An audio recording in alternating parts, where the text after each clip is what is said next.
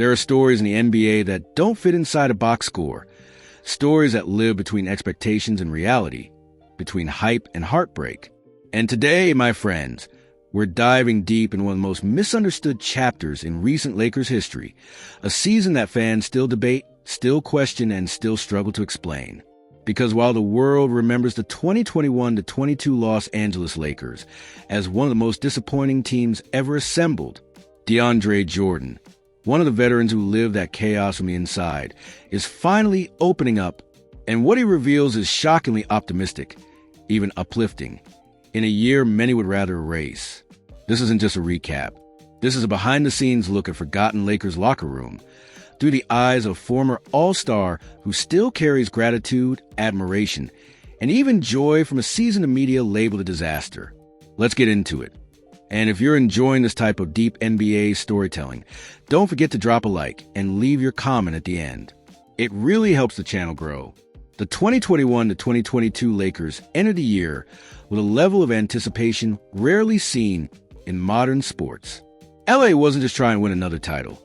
It was trying to rebuild a dynasty around LeBron James, 2 years removed from the 2020 championship inside the NBA bubble. And the strategy was clear. If experience wins championships, let's go get all the experience we can. General manager Rob Pelinka stacked the roster with names that echoed through NBA history.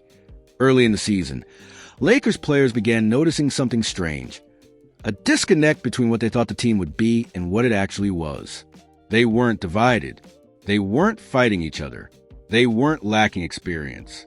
They were lacking rhythm. Basketball rhythm is like oxygen. The fans don't see it, but without it, the team suffocates. Injuries kept destroying any momentum before it started.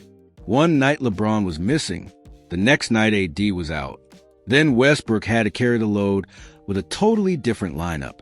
Then Melo played extended minutes. Then the centers had to fill gaps in the rotation. It was like trying to solve a puzzle with pieces from 5 different boxes. And DeAndre Jordan says it plainly. We never got to settle into who we were supposed to be. That sentence hits at the heart of the season. The Lakers didn't lack talent. They lacked continuity. How the locker room handled the pressure of the Lakers aren't just any franchise. They're the most famous team in the NBA. Everything they do, good or bad, becomes a global conversation. And the 2021-22 roster felt that pressure every single day. Players talked privately about how surreal it felt to have the world analyzing every rotation, every argument, every timeout, every expression on their faces. A missed layup, viral by morning. A bad game, talk show meltdown. A 3-game losing streak, breaking news. But here's what shocked outsiders. The locker room never turned on each other. Not once. Not even when losses piled up. Not even when the media tried to create drama. Not even when fans demanded trades. Veterans like Carmelo, Rondo, Westbrook, Dwight, and DeAndre kept the tone steady. They joked. They talked about life.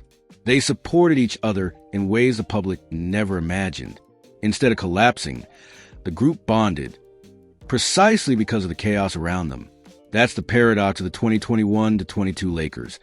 The worse the season got, the closer the players became.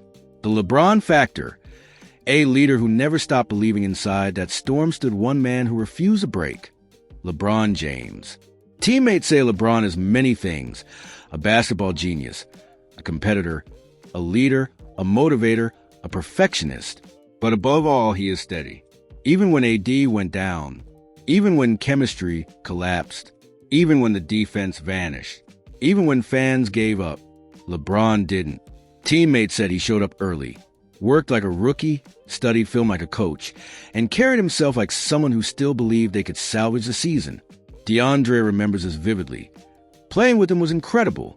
The connection, the leadership, the way he approached every game. You learn a lot just watching him. Imagine being a veteran of more than a decade, a former all-star, and still saying you learn from LeBron every day. That speaks volumes. Even when the season turned dark, LeBron kept the locker room focused. Never blaming, never dividing, never panicking. That's why DeAndre uses the word incredible, because LeBron's greatness wasn't just in his scoring. It was in his response to adversity. Russell Westbrook. The most misunderstood piece of the puzzle. If there was one player the media attacked relentlessly that season, it was Russell Westbrook. Every mistake was magnified. Every turnover was exaggerated. Every missed shot became a headline. But inside the team, players respected him. They admired his intensity, his preparation, his work ethic, and how he never hid from responsibility. DeAndre didn't talk long about Russ in the interview, but insiders consistently say the same thing. Westbrook was not the problem the media made him out to be. Was he a perfect basketball fit? No. But was he a selfish player? No. Did he support teammates? Yes. Did he bring energy and positivity? Absolutely. The narrative about Russ collapsed under the weight of expectations. But inside the locker room, players appreciate him far more than fans knew. Carmelo Anthony. The quiet heart of the team. Carmelo's presence was essential. He was a calming force, a voice of experience, a friend to everyone in the locker room. Players talked about how Melo had a rare gift. He could make you laugh even after the hardest loss of the season. When tensions ran high, Melo brought balance. When criticism peaked, Melo brought perspective. He wasn't just hitting threes. He was holding the locker room together with maturity and humor. DeAndre admired him for that. The untold story of the veteran big men DeAndre Jordan and Dwight Howard came into the season knowing their roles would be fluid. Some nights they would play major minutes. Other nights they wouldn't play at all.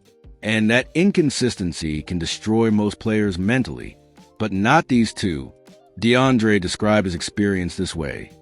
Playing for the Lakers was fun, even when things didn't go my way individually. He didn't run from the challenge. He didn't complain. He embraced the opportunity. And Dwight? He brought a champion's mindset from day one. A mentor to younger players. A defender of team culture. A force of positivity. These were veterans who came to LA not for stats, but for legacy. Why the season fell apart. The real, honest, true fans have debated this question for years. Why the roster with so many stars when only 33 games? DeAndre's comments give us clarity the public never had. The reasons are human, not dramatic. Injuries ruin continuity. No team in the NBA can survive losing its core players for half the season. The defense collapsed without healthy personnel. Frank Vogel couldn't run his system with aging bodies and inconsistent lineups. The roster was built for a version of basketball the league had already moved past too many non-shooters. Too many players needing the ball. Not enough healthy two-way wings. Pressure crushed expectations when the Lakers lose. The world amplifies every misstep. Chemistry never had time to form. You can't build identity when your lineup changes every week. This wasn't laziness. This wasn't ego. This wasn't old players washed up. It was a perfect storm of circumstances, one that no coach, no leader, not even LeBron could completely overcome. What kept the team going? The human side.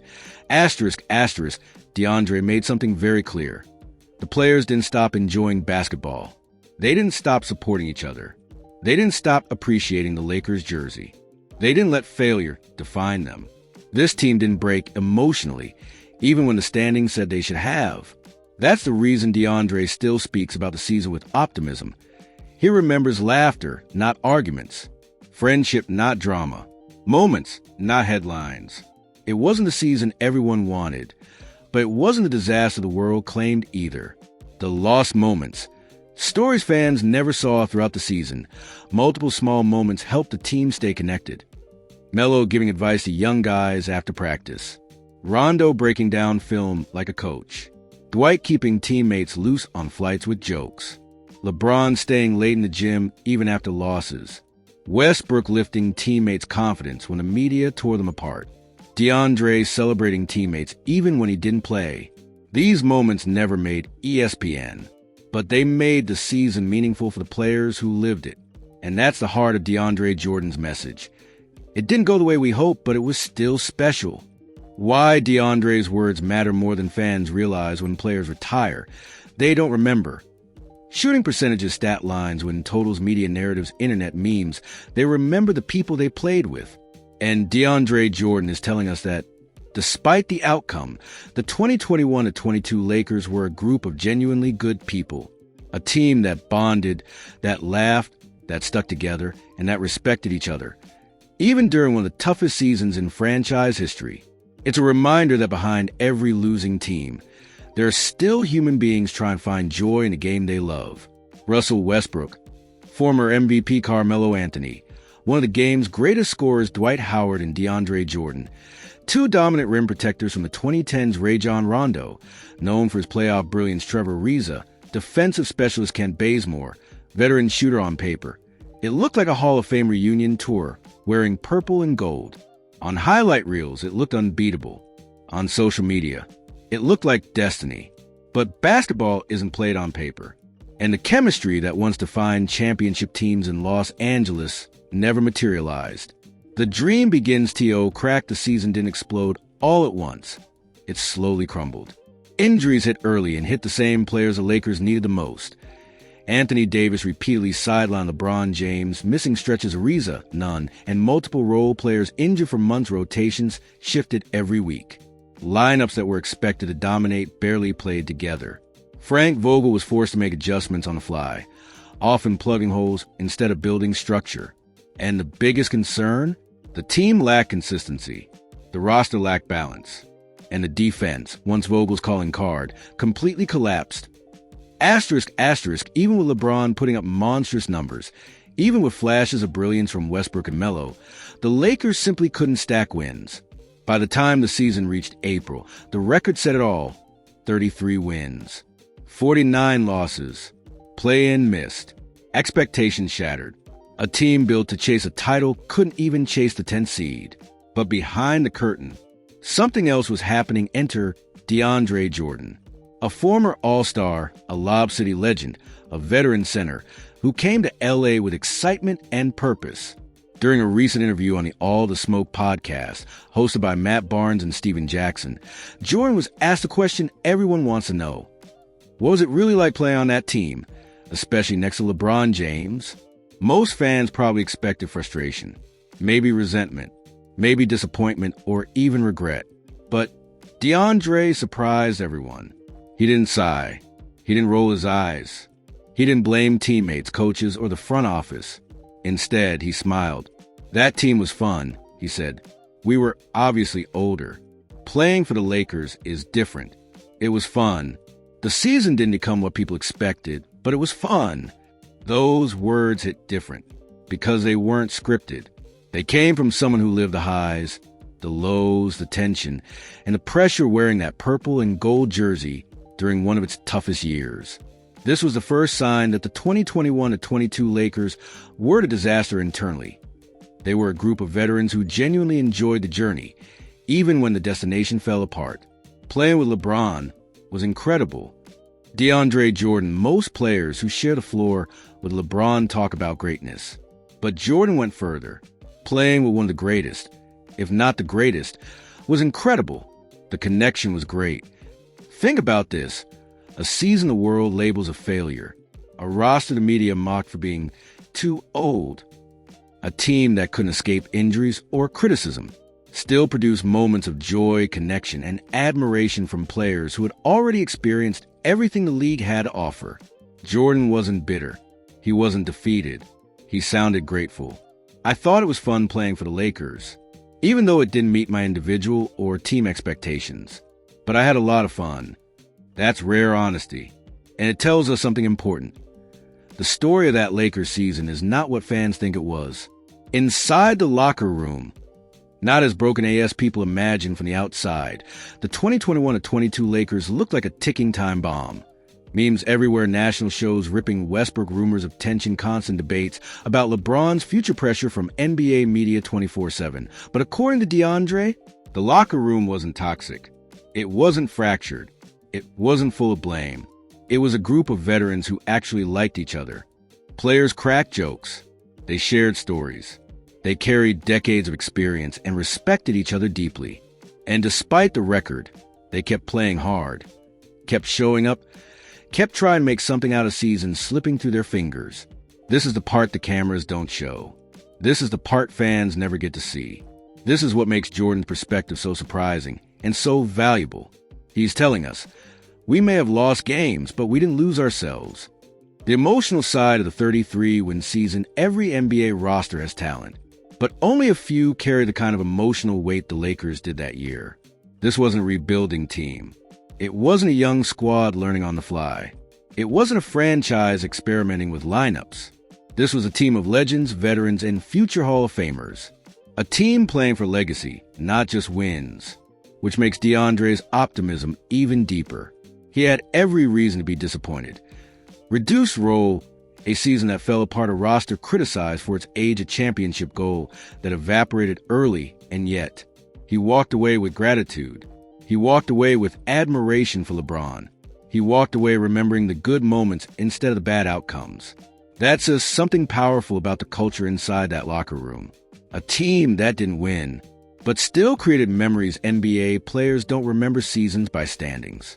They remember the flights, the laughs, the intense practices, the film sessions, the late-night conversations, the small successes. No one ever notices the friendships built along the way. DeAndre made it clear. Even in a 33-win season, the Lakers had those moments. Sure, it wasn't 2020. It wasn't champagne in the locker room. It wasn't confetti falling on the hardwood. But it was still the Lakers. Still the biggest stage.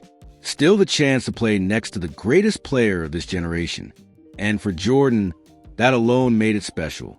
Where Block 1 ENDS, this first block sets the emotional and narrative foundation.